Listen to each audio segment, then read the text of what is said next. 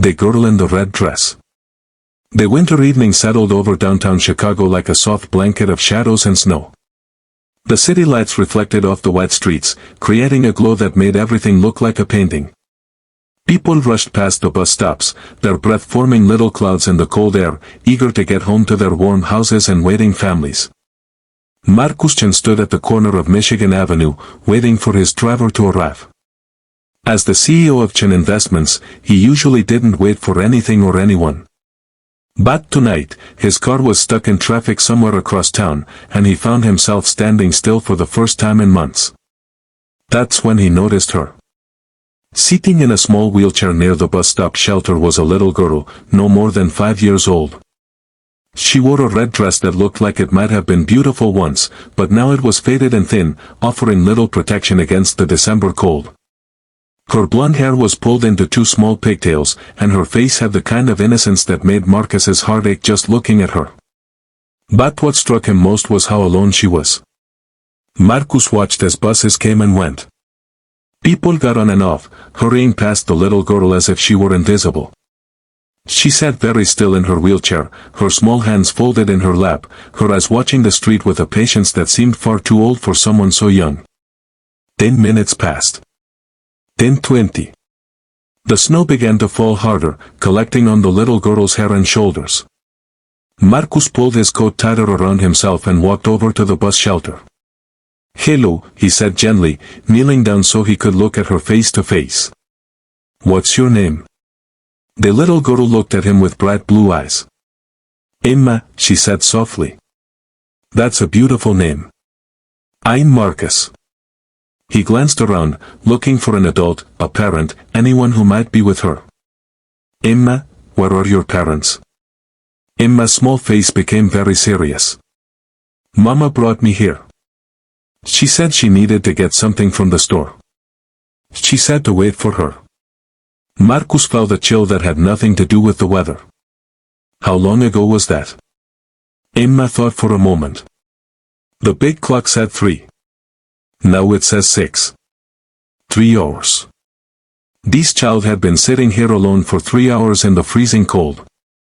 Marcus pulled out his phone and checked the time. It was 6:15. He looked down at Emma again, at her thin dress, at the worn wheelchair that squeaked slightly when she shifted her weight, at the trust still shining in her eyes. "Emma, are you cold?" She nodded slowly. "A little bit. But Mama said to be brave. She said she'd come back." Marcus felt something break inside his chest. He had spent 15 years building a business empire, making millions of dollars, attending fancy dinners and exclusive parties. But in that moment, none of it mattered. All that mattered was this small girl in the red dress, sitting alone in the snow, still believing her mother would return. "I'll tell you what," Marcus said, keeping his voice calm and warm.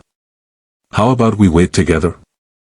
And maybe we can wait somewhere warmer. You know, a cafe just around the corner. We can see the bus stop from there, so when your mama comes back, you'll be able to see her right away." Emma looked uncertain. "Mama said not to go anywhere." "I understand. Your mama is right to teach you that. But Emma, you've been very brave, and you've waited for a very long time. You think your mama would want you to be warm. And I promise, we won't go far. Just right over there." It pointed to a coffee shop with big windows, less than 50 feet away. Emma looked at the cafe, then back at the bus stop, then at Marcus's kind face. Finally, she nodded. Marcus carefully pushed the old wheelchair across the snowy sidewalk and into the warm cafe. The owner, Maria, looked up from behind the counter and her eyes widened when she saw the little girl. "Marcus Chen," she said, surprised. Marcus came here sometimes for coffee, always in a hurry, always on his phone. But tonight, he was different. "Maria, this is Emma, we're waiting for her mother. Could you bring her some hot chocolate? And maybe some soup?" "Of course," Maria said softly, understanding immediately that something was wrong. They sat by the window where Emma could watch the bus stop. Marcus ordered food for both of them, though he found he couldn't eat much. He was too busy watching Emma, the way she held the warm cup of hot chocolate with both hands, the way her eyes kept returning to the bus stop, searching for a face that wasn't there. An hour passed. Marcus made several phone calls. First to the police, who said they would send someone to check. Then to a friend who worked at child services. And finally, to his assistant, canceling all of his meetings for the next day. Emma ate her soup slowly, politely, saying thank you in a small voice that made Marcus want to find whoever had left her and demand answers. Emma, he said gently, can you tell me your last name? And do you know where you live? Emma shook her head. Mama just calls me Emma and we move a lot. We were in a place with lots of other people. Mama said we had to leave because we couldn't pay the money. Marcus understood. They had been homeless, probably staying in a shelter. And somehow, the mother had decided she couldn't care for a disabled child anymore. The thought made him angry, but he pushed the anger down. Emma didn't need to see that. Do you have any other family, Emma? Adadi, or grandparents, or aunts and uncles? No, Emma said simply. Just Mama and me. But Mama said I was too hard. She cried a lot. She said she was sorry. Those words hung in the air between them. Marcus realized then what Emma might already know, somewhere in her young heart.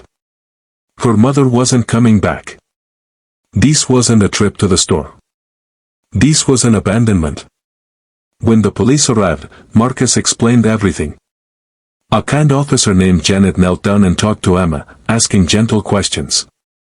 A social worker came soon after, carrying paperwork and wearing a tired but compassionate expression. She'll need to come with me, the social worker said. We'll find her a foster home. Marcus looked at Emma, who had grown very quiet, her eyes filled with tears she was trying hard not to shed. He thought about his empty penthouse apartment with its expensive furniture and city views. He thought about his life of constant work, of meetings and mergers, of numbers on screens and money in accounts. And then he thought about how none of it had ever made him feel the way he felt right now, looking at this brave little girl who deserved so much more than the world had given her. Wait, Marcus said. What if I took her? Used for tonight. She's been through enough today. She doesn't need to go to another strange place with more strange people. The social worker looked surprised. MRChin, foster care requires clearances, home studies, training. I understand. But tonight? Can't she just stay with me tonight? Have my lawyer send over any paperwork you need. Do whatever background checks you require. But please, let me give her one good night. One night where she feels safe and wanted. The social worker looked at Emma, then at Marcus, and something in his face must have convinced her. One night. But we'll need to start the process tomorrow.